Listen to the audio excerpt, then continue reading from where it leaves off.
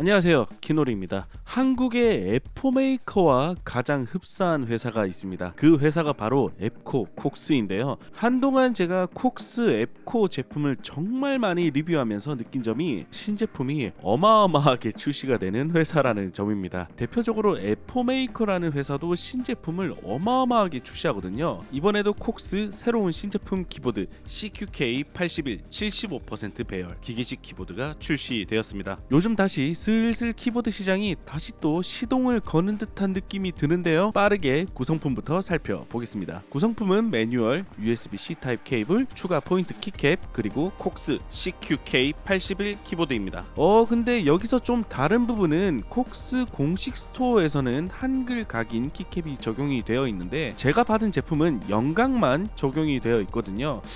아마 구매하시는 분들은 한글 각인으로 적용된 제품으로 구매가 가능하실 것 같고 근데 영각이 훨씬 더 괜찮은데요? 전체적인 느낌은 75% 레이아웃의 왕만두스러운 볼륨 노브가 특징인 키보드인데요. 볼륨 노브 사이즈가 이렇게 큰 키보드도 이 제품을 통해 처음 보는 것 같습니다. 보통 자석축에 흔히 보이던 퍼플 컬러의 스트랩이 장착되어 있어서 역동적인 디자인을 표현하고 있습니다. 스트랩이 장착되어 있다는 부분은 휴대가 가능하다는 부분이라 이해가 되는데 키보드가 생각보다 가볍기 때문에 휴대하기도 충분히 괜찮은 기계식 키보드라는 생각이 들더라고요. 무게는 제조사에서 밝히기를 800g이라고 표기하고 있고요. LED 효과를 극대화시켜줄 포인트 디자인도 마음에 들었습니다. 이 키보드의 가장 큰 장점은 역시 가격인데요. 저소음 스위치까지 가격을 동결해서 72,000원에 판매하고 있었습니다. 출시한 지 얼마 안 되어서 현재 무료 배송으로 하는 것도 가장 큰 장점이 아닌가 싶고요. 스위치는 두 가지 선택이 가능합니다. 조약돌 소리가 도드라지는 스위치, 치두 카다 스위치입니다. 50g에 약간 무거울 수도 있는 키압이지만 저한테는 딱 좋았습니다. 저소음 스위치는 딥 오일 저소음 스위치가 적용이 되었습니다. 45g 키압이 적용이 되어 있고 전체적으로 조금 높은 키압으로 세팅되어 있는 키보드입니다. 하지만 40g 정도 키압은 가볍고 45g 키압을 재미있게 타건하실 수만 있다면 재미있게 타건해 볼 수 있는 그런 기기식 키보드라 말씀드릴 수 있겠네요. 전체적인 타건감은 최근에 물렁물렁한 타건감보다는 좀 더 단단하고 선명한 사운드를 들려주는 키보드라 볼 수 있겠는데요. 최근에 너무 뻔한 플렉스컷 기판이 적용된 사운드보다 단단하면서도 선명한 사운드가 오히려 더 제 귀를 즐겁게 하더라고요. 키캡 컬러도 올리비아 핑크 스타일로 깔끔하게 PBT 이중 사출로 마감이 잘 되어 있습니다. 요즘 콕스가 75% 배열 제품 출시가 좀 많은 편인데요. 이 제품은 7만원대 가격대를 유지하면서 이 정도 퀄리티라면